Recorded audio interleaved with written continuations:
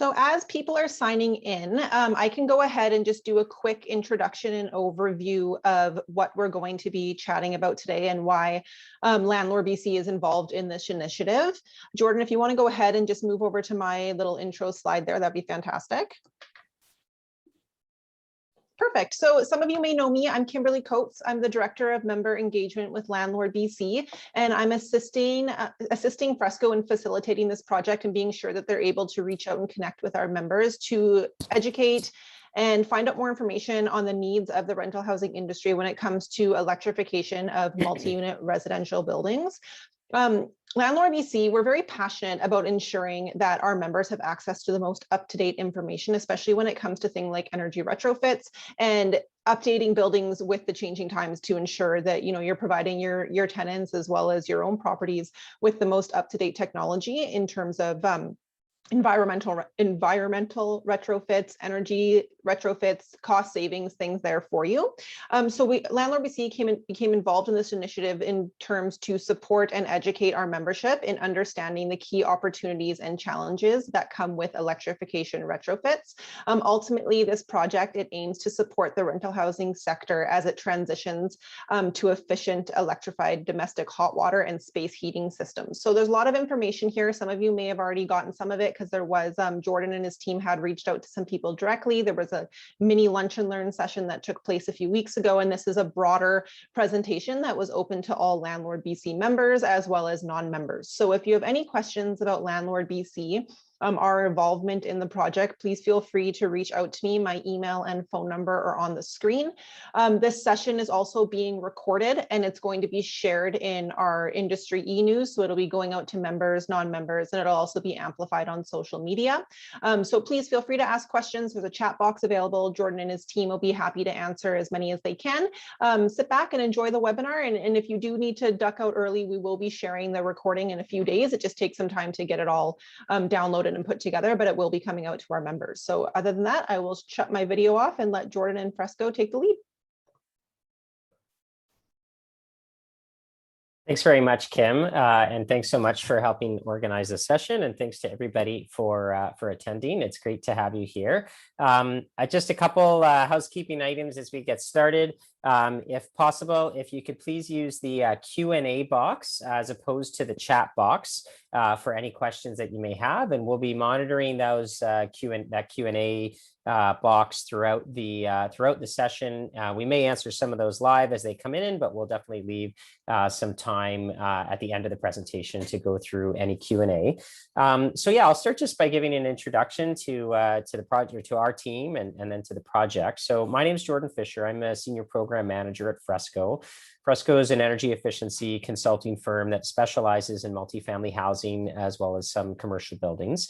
So we're a team of design engineers, project managers, and energy analysts, and really our whole focus is on how we can make buildings more efficient, help reduce greenhouse gas emissions, and help improve cost effectiveness of building operations.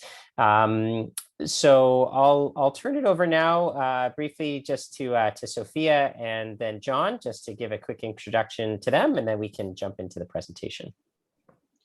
Thanks, Jordan. Hi, everybody. I'm Sophia Marmolejo. I'm an energy efficiency engineer here at FRESCo.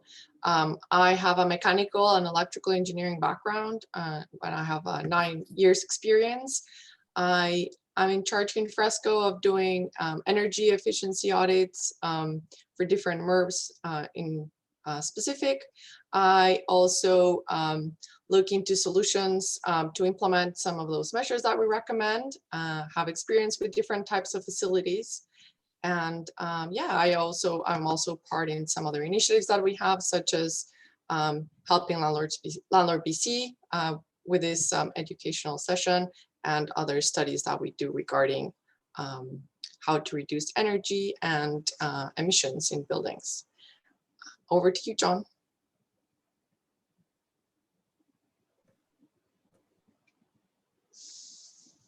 John, sorry, you're muted. I got the camera, not the mute. Okay, thanks. Yeah, I'm John. I've worked with Jordan for a while, doing lots of buildings and audits, and my focus is really on helping MURB owners, both private and social housing, to save money and look at improving buildings, and focus a little more on envelope and heat recovery, ventilation, and in-suite air source heat pump, as well as some central hydronic heat pumps and domestic hot water. Yeah, and my focus is on kind of the practical aspects of heat pump technology, looking at the actual costs, maintenance costs, technical developments, and building electrical capacity. So that's me. Thanks, John.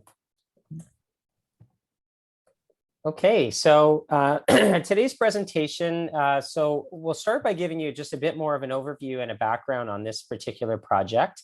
We'll give you a bit of an overview of sort of the context, both policy and regulatory and technology, and basically what's happening and what the trends that we're seeing are in the industry right now.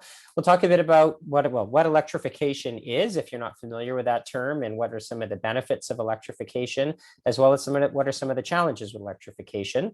We'll give you an overview of some of the different approaches to how you can actually electrify a building and different technological solutions that are available. And then we'll save a little bit of time for Q&A.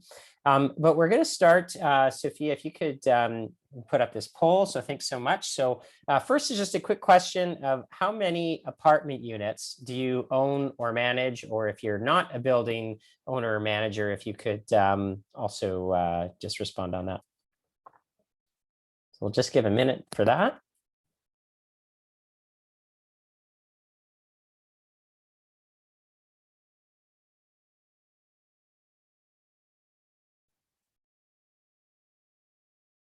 Just a few more seconds.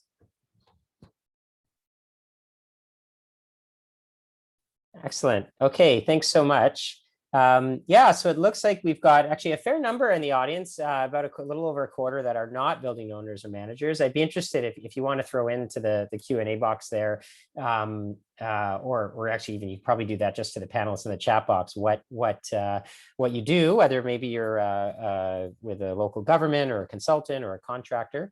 But in terms of the owners or managers, it looks like we've got sort of the most common response within the 30 to 100. Seems to be the most common, about 16% that are over 1,000. I'll let you read the rest of the results on the poll there, but thanks so much. Just good to get an idea of who's in the audience. We'll move on. You may have to close that box on your own, and we'll move on to just the next poll, which is how much do you know about building electrification retrofits? And if you don't know what that term means, then you can probably select number 1, being very little, and 5 being you're a real expert and very knowledgeable on this topic.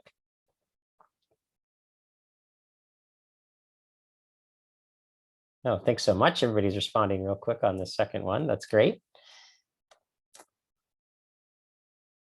Excellent. So it looks like hopefully you can see the results coming up. So it looks like the most common answer is very little, a 1 out of 5. We've got a decent number, but just under a quarter that seem to have a moderate amount of knowledge, and just very few that answered in the 4s and 5s. So that's great. It's good to have you here today, and happy to share more knowledge about electrification and what it is. So a little bit of background on this project. So LandlordBC, a big part of LandlordBC's goal is really to support the industry with gaining a better understanding of all kinds of different issues that affect landlords. And in this case, particularly as it relates to electrification and greenhouse gas emissions reductions, and basically climate change solutions. So we're really here on behalf of LandlordBC to really help inform the housing sector, the rental housing sector, on electrification issues. We also included in that project a review of technical solutions for electrification. And so we've been looking at a variety of different types of technologies that can be used for electrification, both from projects we've been involved with and other projects.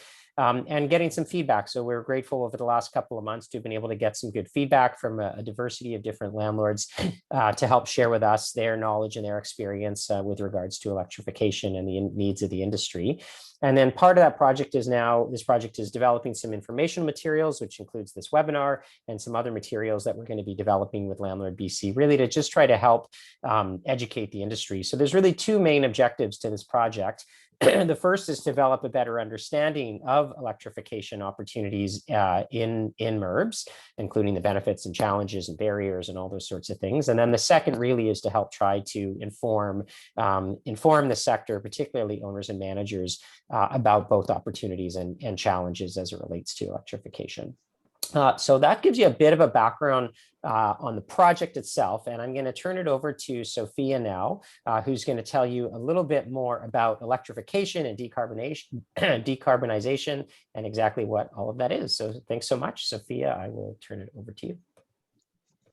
Yeah, thanks, Jordan. I wanted to start with explaining what is decarbonization and electrification, putting in perspective. So on the screen, you can see a graph showing the estimated energy mix change in BC between 2010 and 2050 that is needed to achieve the province's climate goals.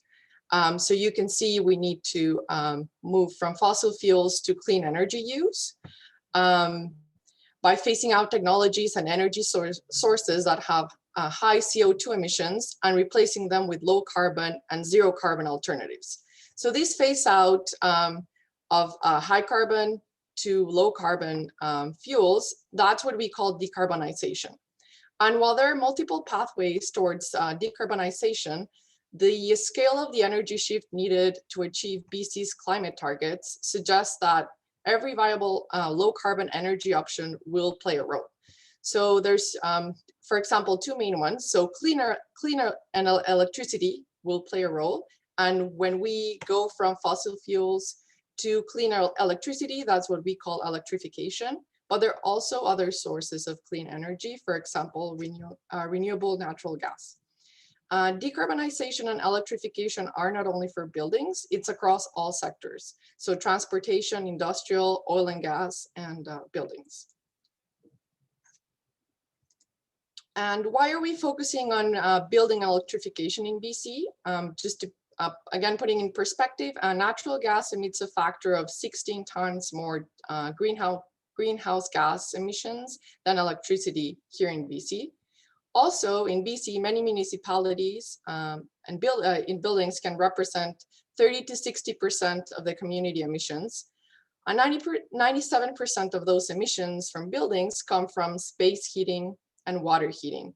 So you'll see that this presentation is very focused on space heating and domestic hot water and ventilation solutions, just to the fact that that's where the emissions are coming from. Now, this is not something that's only being done in Canada. It is both decarbonization and electrification are a global trend. And in many places around the world, electrification is central to reducing greenhouse gas emissions. Putting it in Bill Gates' words, the best solution for a climate point of view is to electrify as much as we can, again, while decarbonizing the power grid, and supply the rest with zero carbon fuels like hydrogen fuels and advanced biofuels. Some of the governments that are leading the building electrification are New York City, the Netherlands, Ireland, California, and even here in Canada, Nova Scotia Power has great programs supporting heat pumps. Now moving on to giving you a little bit of an idea of the policy context. We're not going to dwell too much time here, but we wanted to share first of all, that we didn't make these policies, neither FRESCo or LandlordBC. We're just here to inform the industry. And I'm going to cover some highlights. There are many targets and plans, and not many legislations, requirements, or mandates in effect yet. But we just wanted to give you some numbers out there so you have an idea of what is expected to be implemented in the coming years. So from a federal level, there's climate targets of reducing emissions by 40 to 45% by 2030, net zero emissions by 2050. There's also a federal carbon tax that it's set to increase by $15 every year, all up till 2030, where it's going to be $170 per ton. We will have another slide where we're going to tell you, share with you a little bit how that would relate to buildings. And there's billions of dollars in economic support to support all these plans and targets. At a provincial level, there's similar climate change targets, 40% emission reductions by 2030, 80% emissions reductions by 2050. There are multiple plans like the Clean BC plan and the Building Electrification Roadmap. Just to give you some highlights, there is a retrofit code coming. No date set yet, and there's also plans to have minimum energy efficiency set for windows, space, and water heaters by 2035. But again, those are still plans. There's similarly, we have a carbon tax provincially, but it kind of ties into the federal, and there's also billions of dollars for economic support and Better Buildings BC, which offers incentives, programs, and rebates. And last but not least, talking about the municipal level, there are commitments that all many municipalities. I'm going to highlight City of Vancouver because that's the one that's the more has the most aggressive plans and targets. Again, following the same idea, there's climate change targets. There's also climate emergency action plans. Some of the things to highlight. Again, they're also thinking about putting zero emission requirements for the replacements of space heating and water heating, possibly looking at carbon pollution limits, although they have said that rentals is not going to be included in the first rounds, and looking to drive retrofits 2030, 2040. Again, these are all plans at this time, and there will also be, or there is already, and there will be more economic support and programs. There is a lot going on, but we just wanted to highlight some years that if you were paying attention, might have noticed that repeated along both federal, provincial, and municipal, some dates to keep in mind, 2030 and 2050. To put that into perspective, 2030 is only 9 years away, while mechanical equipment life, lasts about 10 to 20 years, and 2050, that's 29 years away. To put in perspective, building envelope life is 20 to 40 years. So just for you to think, how would this affect you? How far out are you doing your capital planning? And decisions that you make today will impact performance, operating costs, and emissions from 20 to 40 years to come. So how is that going to work with maybe some upcoming regulations? Okay, over to you, Jordan. Thanks very much, Sophia. So I'm going to talk a bit about the benefits of electrification. And when we talk about electrification, again, what we're really talking about here primarily is taking our existing uses of space heating and water heating and really converting those from a fossil fuel to some form of electric technology. So for the most part, that's generally going to be some type of heat pump. And later in the presentation, we'll give you some more specific examples of different types of heat pumps and different types of technical solutions. But in terms of some of the benefits of doing this, so certainly, one of the main ones, and certainly one of the real drivers of why people are pursuing electrification really is about reducing greenhouse gas emissions. And so sometimes that is to respond to, external targets, like some of the targets we've talked about with government targets. But also we're increasingly seeing a lot of organizations, particularly pension funds and REITs and some of the larger players in the sector, also increasingly are having internal targets with regards to greenhouse gas emissions. In addition to that, there's also a big drive to improve the comfort and well-being, and I'd say as well with that occupant health of the residents in these buildings. And so often these upgrades that are put into place are being done and pursued in such a way that it's actually going to improve the overall livability and the overall indoor environment for tenants. And related to that is also the ability to provide cooling or air conditioning. Now, the vast majority of buildings, not only in the Lower Mainland, but really in most parts of British Columbia, we do not actually have cooling within apartment buildings. And there is a real desire to provide air conditioning. And it's increasingly being seen not just as sort of a nice luxury for high-end properties, but actually as a really important part of occupant health. There's all kinds of issues with overheating that can have really negative health impacts. And so providing air conditioning is definitely increasingly something that we see a lot of both tenants as well as building owners and managers really desiring. And the other is the potential to eliminate piping leaks. So a lot of older building systems, which are very often hydronic systems or basically water-based systems, are old and do sometimes experience leaks. And so, when you do start having those kinds of leaks in those systems, they can, of course, cause all kinds of disruption, all kinds of damage. And so that's definitely something everybody, of course, wants to avoid. And so taking some of these aging systems and replacing them, including replacing them with electric systems, is one potential way to mitigate against some of those problems. And certainly, as we see, insurance premiums in the industry, which have just been exploding, as I'm sure probably everybody here knows, anything we can do to start mitigating against these kinds of risks is definitely something that's really desirable. There's some other benefits as well. And one is a potential to actually shift from the user to a user responsibility for energy. So in the majority of rental buildings in British Columbia, somewhere in the neighborhood of 2/3, heating costs and hot water costs actually are typically paid for by the landlord. And so those systems are controlled by the landlords and they're paid for by the landlord. And with some of the solutions for heat pumps and electrification, there is an ability to shift that so that it's actually paid for by the user, basically by the tenant, for example, through the use of in-suite heat pumps.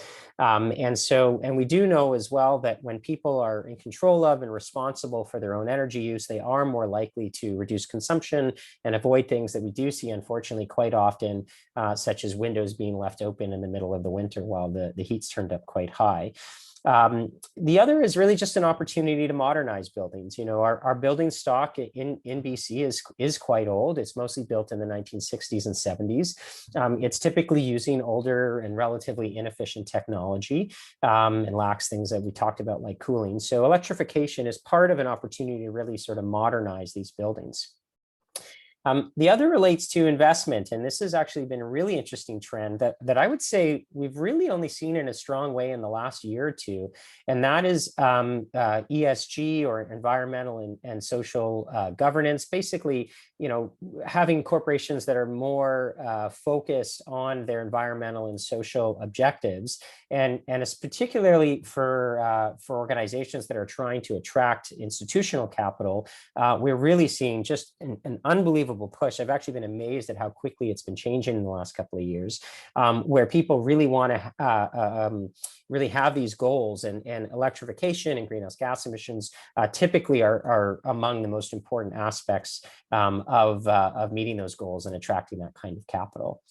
The other is resiliency. And so being able to make buildings and a built environment that is resilient to the kinds of changes that we are seeing in our environment and in our climate.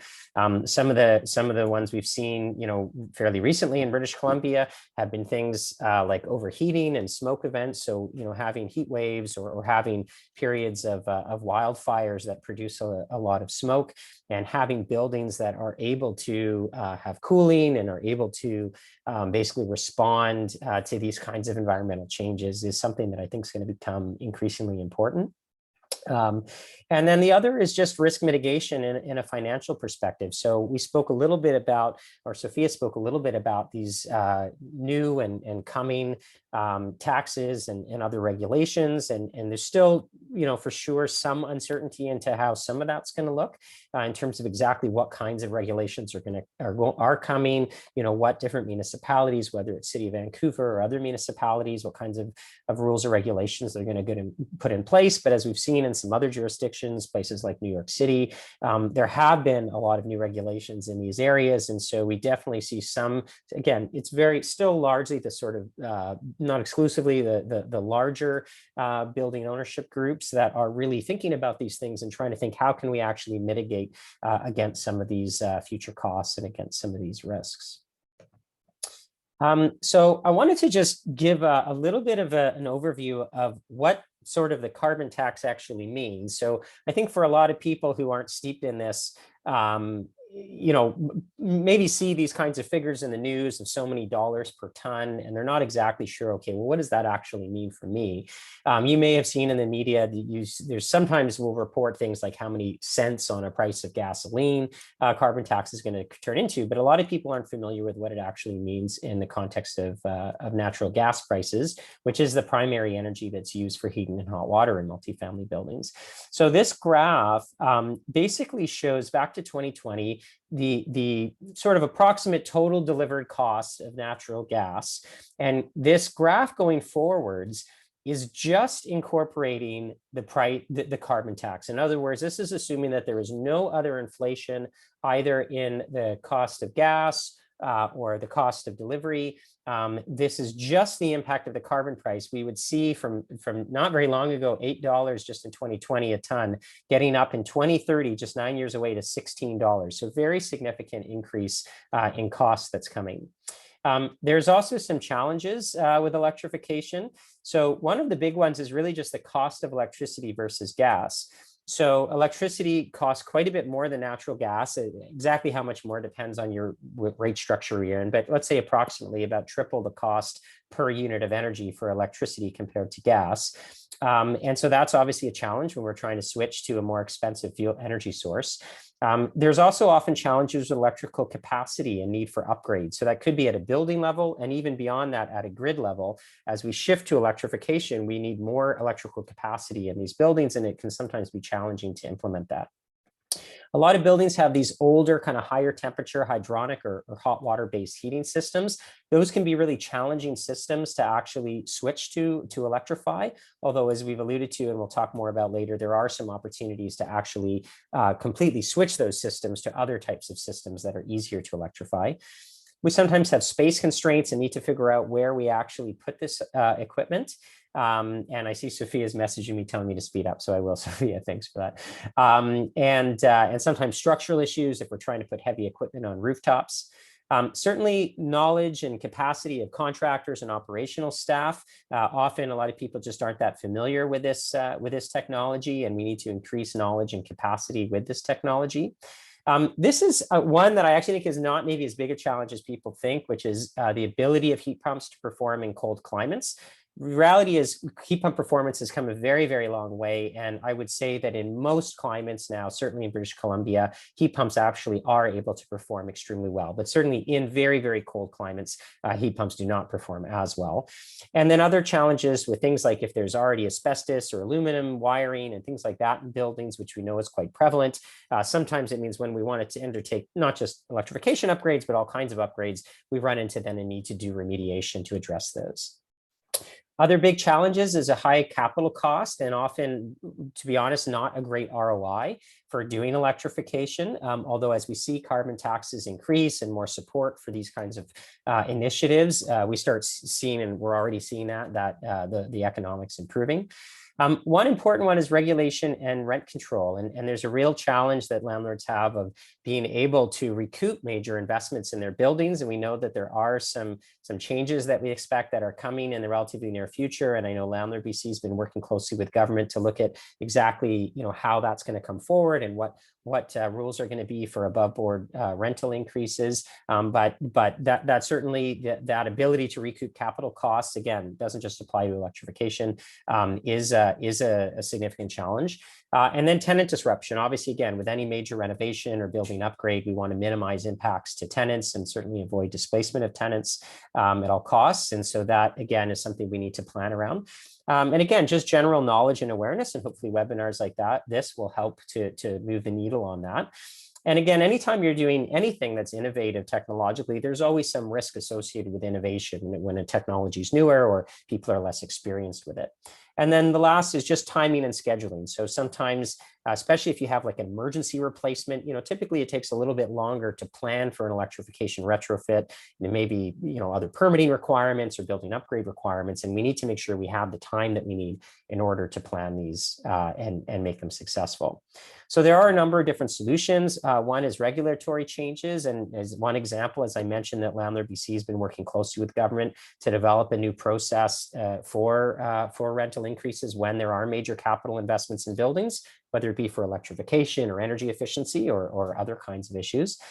There are grants and rebates that are available, and we expect more grants and rebates to be coming to address these kinds of upgrades, as well as potentially having support programs. So programs that not just provide incentives, financial incentives, but also actually support building owners and building managers through this process.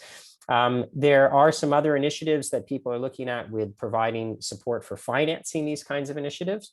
And sometimes there's also an opportunity, hopefully, to be able to relax some of the restrictions, for example, on building appearance, which can sometimes impact where we can actually put this equipment.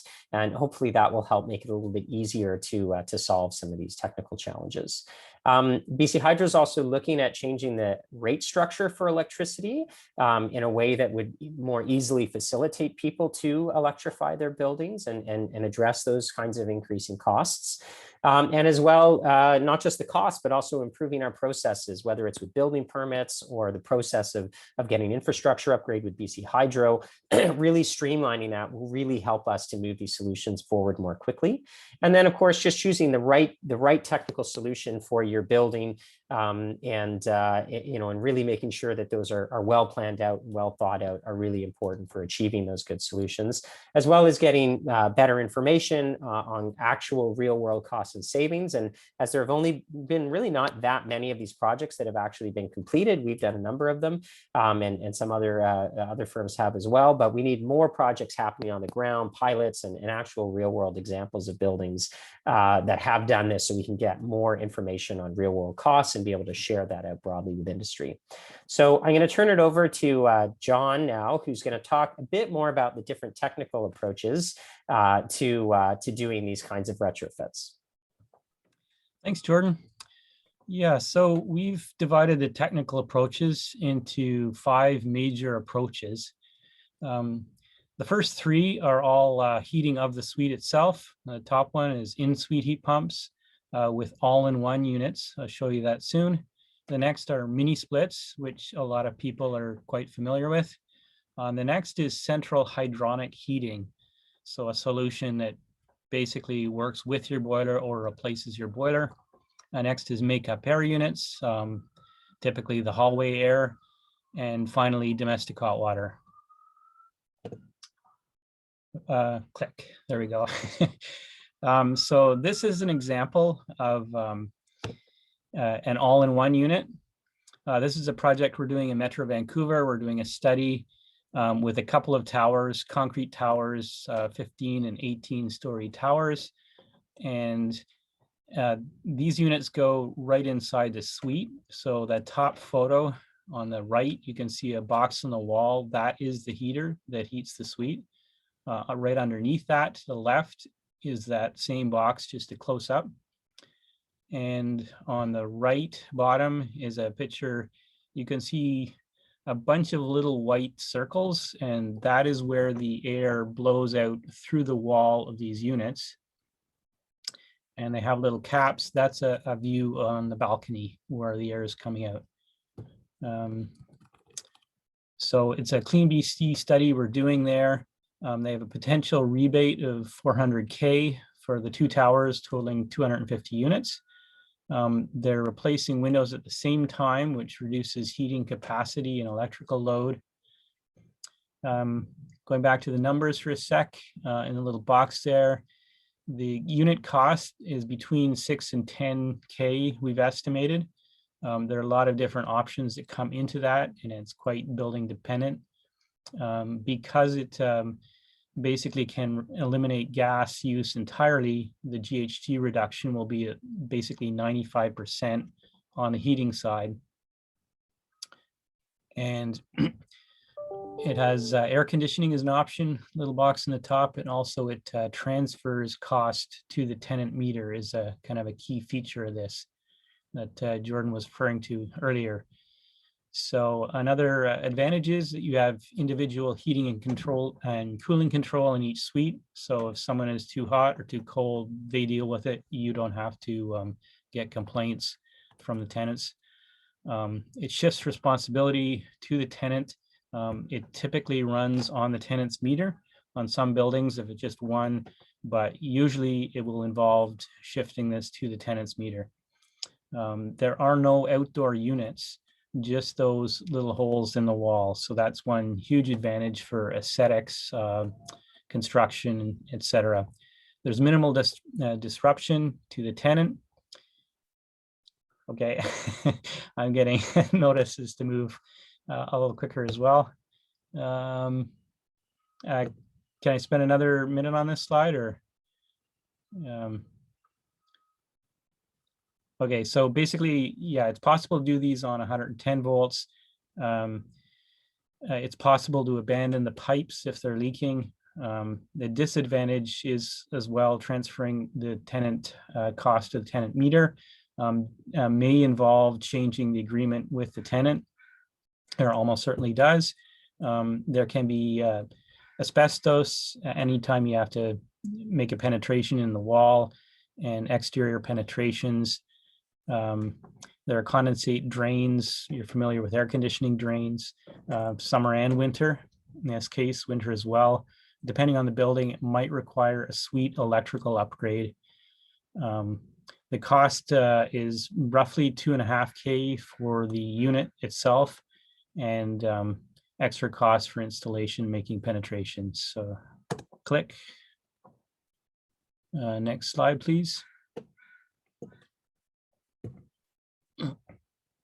So this is a mini split. A lot of people are familiar with, typically used mostly for air conditioning, but they can heat the suites quite effectively. These photos are from an example that was we completed last fall. You notice that they did remove the heating baseboards completely in that suite. So you've reclaimed a little bit of space. Also, the owner was able to get rid of their oil-fired boiler, save a lot of money on that. At upper right, you've got a typical mini split heat, and that heats the suite. And outside, you have a number of these outdoor units, which are actually very quiet. People are often afraid of these making noise, but they're quite quiet. The new generation of them, you can barely hear them over the noise of traffic. This particular building was purchased empty, so they did not have to renegotiate. They just did it because they were renovating anyway, did nice renovations, and they upgraded the electrical as well at the same time. So the advantages of a mini split is it has a slightly higher performance than the all-in-one units we were talking about earlier, slightly lower bills and electrical load for the tenants and for the building as a whole.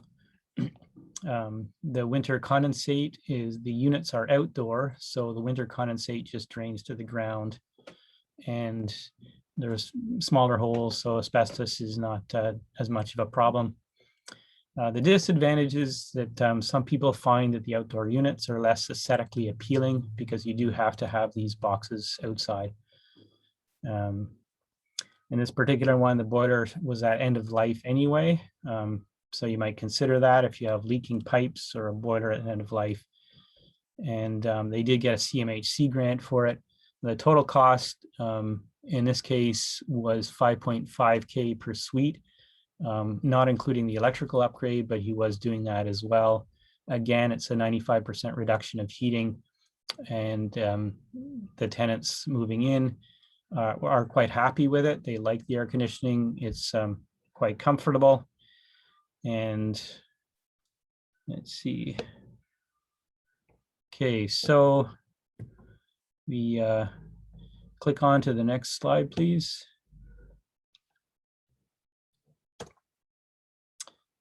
So the next slide is a similar solution.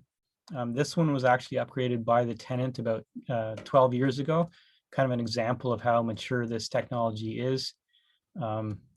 It's also a slightly larger building, and from the picture shows you that from standing out on the road, you can barely notice that there are actually mini splits on each balcony on the side. The aesthetics is not terribly concerning for this building. They retained the gas boiler in this building. It's in Penticton. It gets quite cool in the winter. The modern heat pumps would actually be able to work, and there are some in this area without a boiler at all. But in this case, they retained it to kind of trade off the costs and so forth. And so a lot of the load has been transferred to the tenant in terms of the expense for heating, but the gas boiler does in the winter. So it's kind of a hybrid system, you could say. The disadvantages did take some capital. Some buildings, again, will require an electrical upgrade, and the outdoor units as well. It's also more difficult to apply to taller buildings. Typically, this is done on low rises primarily.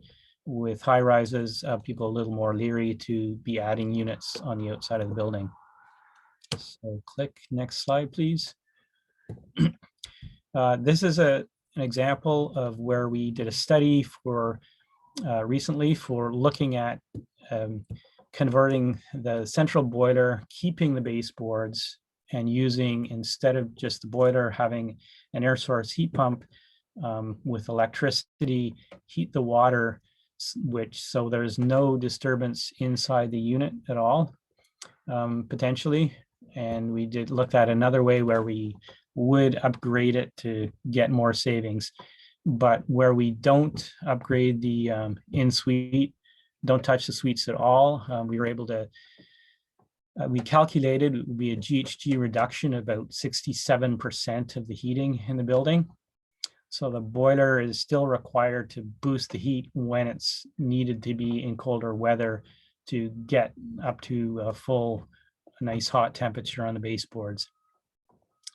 If you'd replace the distribution and the baseboards, you could replace displace 85% of the heat with extra cost. With this scenario, without replacing the baseboards, it was about $7,000 to $8,000 per unit. There is no air conditioning added with that option, and you're not transferring the sharing the cost with the tenant. It's all still on the central bill. And also you're retaining a boiler, you're retaining the piping, and the existing baseboards are some of the disadvantages. Okay, we go to the next one. Thank you. This is a central makeup air unit. So this is a hallway makeup air. Again, it's a high rise in Vancouver. These can be fully electric or hybrid with gas, depending on the options. In this case, because it's just the hallway air, it's about $500 to $700 per suite. This one did not require gas, so it's about 95% of the outdoor air heating is saved. And it's fairly cost effective because it's just one piece of equipment in one place. And there was actually an ROI of about 18% we calculate with this measure. That's including the carbon tax increase over the life of the equipment.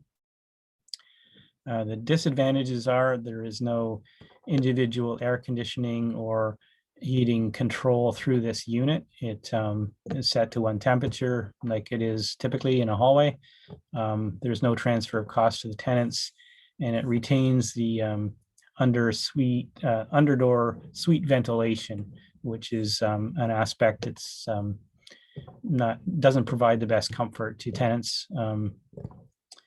And there's retains the 100% makeup air without a heat recovery ventilation, and the attendant somewhat higher energy consumption. Even though the GHGs have been reduced, it doesn't bring the energy down as much as you could. Then if we switch to the next slide, there we go, domestic hot water. So This is typically, as you know, about a third to 25% of your heating is domestic hot water. It's quite different than heating air or heating space. Technically, it's different, so they're very technical, different solutions. We did a mid-rise in Metro Vancouver on the top left. It's gone to be fully electric right now. It's possible to do it to electric or hybrid. Often they're roof-mounted units. In our case, it was roof-mounted. The tanks in the basement for weight. The one on the left is R410 Colmax with a full electric backup, electric resistance tank. Then the picture in the center is an example of a CO2 system. It's a type of technology that uses CO2 as a refrigerant, which actually has very good characteristics, really good efficiency, boosts to very hot water, and uses electricity very efficiently. Unit costs, this type of conversion is about $2,000 to $3,000 per unit. And again, its potential to reduce GHG 95%. We have not really considered in-suite solutions for for existing buildings, retrofits. It's more difficult. You have to give up space, worry about it, and so forth. So these examples that we're showing are central systems, and we kind of anticipate that's a typical way that things are going, even with new construction, keeping a central system for hot water, which means you don't switch that cost to the tenants.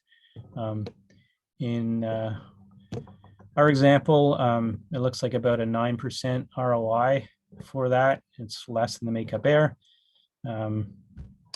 Okay, so then turn it over to Sophia. Thank you, John. So with that, we are heading towards to our Q&A. We're just going to launch a couple polls for you to give us some feedback about if you have already or are in the process or electrifying any of your buildings. So we'll give it a moment, and we'll have another poll after this, and then we'll give a chance for the Q&A. So if you have any questions, please start typing them in the Q&A section, and then we'll be answering them live for all of deal 1. Okay, so it seems like everybody or whoever was responding has responded. So sharing the results, seems like 21% has or is in the process of electrifying. Over half of you haven't, and well, then we have the I guess the 24% of people who don't have buildings in this or not looking after buildings. So that's quite interesting. And launching the next poll. It's about your interest in electrification. So we'll just give it a moment.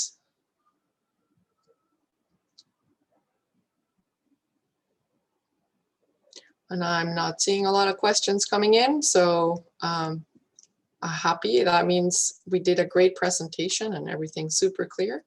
So, oh, okay, I'm starting to see some questions come up. Give it a couple seconds more to the polls. Okay, so about the interest, over half of you are interested in exploring electrification. It's great to hear. Some of you are maybe, and just a few of you aren't. It's great to hear. There will be more information coming from us and LandlordBC on just reinforcing electrification, but also, as we mentioned, there's a lot of programs and funding and support out there if you're ever interested in electrification. Yeah, please reach out to FRESCo or other consultants or even other people out there who are happy to help. Okay, so we're moving over to questions. Jordan. Thanks so much. Thanks everybody for attending, and thanks Sophia for that. And I appreciate everybody providing that feedback. So yeah, I'll go through these questions. So please keep typing them in as if you have any new questions. So we had an initial question that I'd sort of answered during the presentation, which was asking about noise with the in-suite unit. So I think this was a question around what we call the all-in-one unit. So again, it depends on the specific unit, but generally speaking, the newer heat pumps have a similar level of decibel level or noise output level, about the same as a new refrigerator. We had another question saying, excellent presentation, thanks to all. You talked about natural gas emitting 16 times more GHGs than electricity, but making electricity, we emit GHG if it's thermal power, not hydropower. So ask about our comments on that. So yeah, that's true. Certainly, if you have thermally generated power, so for example, if you generate power through coal or natural gas, then there are much higher greenhouse gas emissions. Thankfully, in British Columbia, really our power is overwhelmingly developed or produced rather through hydroelectric sources. And so in BC, at least, we actually don't have really that much power that is thermally generated. And so the numbers that we use are actually based on the numbers published by the BC government, which takes into account basically all of the energy emissions throughout the entire electrical system in BC.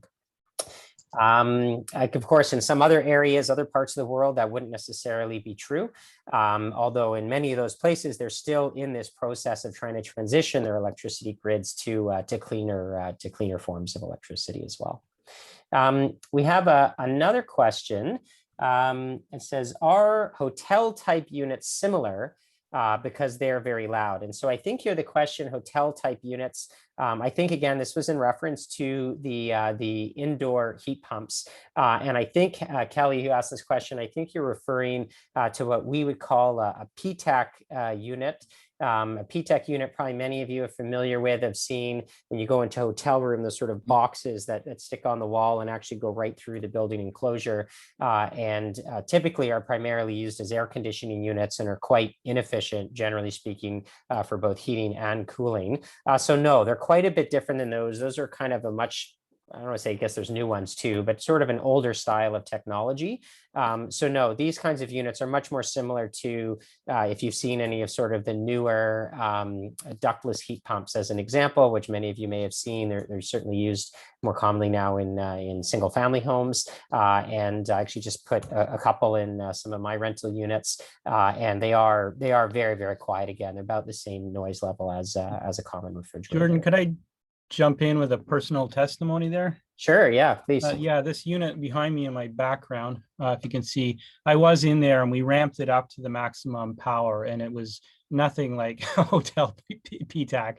It was, as Jordan said, very quiet, like a refrigerator, or a mini split head. So, yeah. Thanks very much. Warren asks about use of solar panels. So yeah, so solar panels, we do see some building owners in BC starting to use solar panels. Primarily, this is something that we've seen more in places like Kelowna.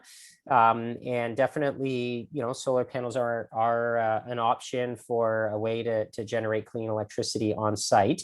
And certainly solar panels have come down in cost quite dramatically in recent years. At the same time, particularly in places like Vancouver, certainly solar panels do work, and it is possible. And there are other places in the world with reasonably similar climates that do use solar panels. Generally speaking, we've seen that, you know, it is challenging to generate a lot of electricity in British Columbia, or at least in certainly places like the Lower Mainland.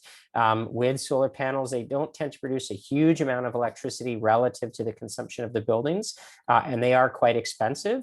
You know, and another way to think of it is that heat pumps really sort of are using a form of solar energy. They're using sort of low-grade thermal energy that ultimately comes from the sun and basically converting that into heating energy for the building. So certainly solar panels are an option, and certainly for folks who are interested in it, there are lots of great opportunities. One of our engineers is quite knowledgeable on solar panels, but for the most part, it's not something that we see a big trend towards in our local area, although certainly there are other parts of the world where it is becoming increasingly common. We have a few new questions coming in. Okay, I'll try to answer them all quickly here so I can get to all of them, and I'm happy to stay afterwards a few minutes as well. So we had a question. We know we have asbestos on our exterior. What percentage of the cost goes towards asbestos remediation? So that's a great question, Cheryl. And it's a difficult one to answer because it is just so incredibly site specific. And so that's one of those things where I think we'd really need to, look at your particular building, look at the different types of technical solutions, and depending on the technical solution, there may or may not actually be any issue with asbestos. So certainly in some of those where we have to drill through that exterior envelope, there could potentially be asbestos remediation. If it's only on the exterior and not on the interior, obviously, that eliminates some of the concerns that we have about asbestos on the interior of a building. But it's one of those things that is just so incredibly building specific.